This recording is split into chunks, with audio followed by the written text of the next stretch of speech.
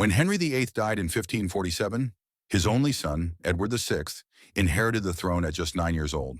Young, clever, and devoted to the new faith, Edward pushed England deeper into Protestant reform. Latin Mass vanished, and the Bible was read in English. But Edward was frail. At only 15, the boy king died, leaving his kingdom divided. In the struggle that followed, Lady Jane Grey was crowned queen, but for just 9 days before Mary Tudor seized power.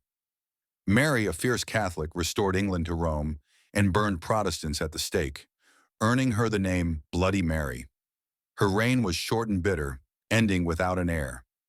Then came Elizabeth I, daughter of Anne Boleyn, sharp, cautious, and commanding. Declaring herself the Virgin Queen, she ruled with brilliance. Elizabeth balanced faith and politics, survived endless plots, and defied Spain in 1588 when her navy crushed the Armada. Her reign became England's golden age, of Shakespeare's words, Drake's voyages, and Raleigh's New Worlds. Yet with her death in 1603, the Tudors line ended. They left behind not just a dynasty, but a legacy that reshaped England forever.